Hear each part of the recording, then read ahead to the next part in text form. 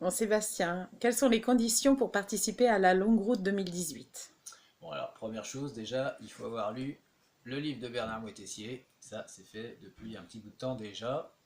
Être en 2018, on y est depuis 2 mois déjà. Et puis, bah, forcément, tracer sa route entre l'Antarctique et les Grands Caps pour revenir à son point de départ. Mais pour ça, c'est une très longue navigation en solitaire. Oui, et effectivement, il va falloir trouver un moyen de barrer le bateau, puisque d'habitude, c'est toujours toi qui barre le bateau. Et là, bah, comme c'est en solitaire, tu vas pas pouvoir venir avec moi. Donc, il va falloir que je me débrouille tout seul. Donc, il me reste le choix entre un pilote électronique et un pilote mécanique. Un pilote électronique, c'est même pas la peine, je serais bien incapable de le réparer si ça tombe en panne.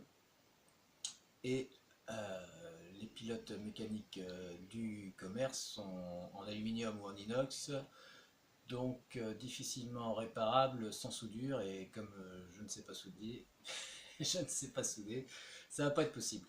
Donc, il me reste le choix de concevoir et de réaliser un pilote en fibre carbone, verre, époxy, contreplaqué, comme d'habitude. Ça, c'est un matériau que je maîtrise et que si ça tombe en panne et que si ça se casse par une grosse déferlante qui lui tombe sur le coin de la gueule, je serais bien capable de réparer tout ça. Voilà. Très bien. Alors, comment vas-tu t'y prendre? Alors, j'ai réfléchi. Longuement, hein. Ouais, et j'en suis revenu aux fondamentaux du pilote automatique d'il y a bien longtemps. Ça a été inventé par Marin-Marie, je crois.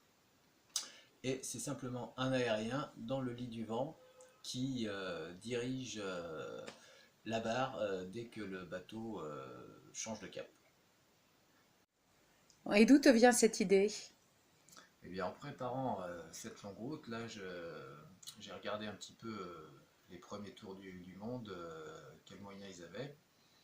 Et je suis tombé sur une photo du Gypsy Moss 3 de Chichester qui a réalisé le premier tour du monde à la voile en solitaire, mais en s'arrêtant une fois, je crois. Et je pense que c'est la bonne solution pour Sucre de Pastèque.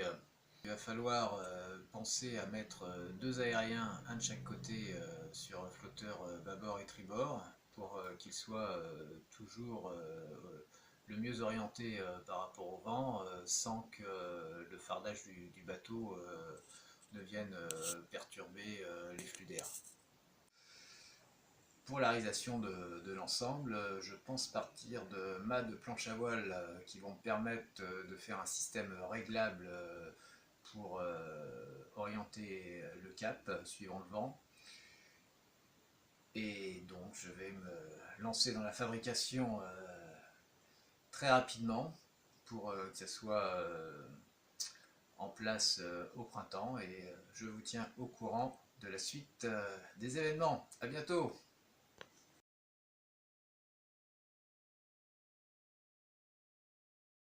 Et d'où te vient cette idée? De ma femme. Oh, ça, elle est géniale. Je le savais. Ah bah attends, là je sais plus quoi dire. Là. Tracer sa route entre l'Antarctique et les Grands Caps.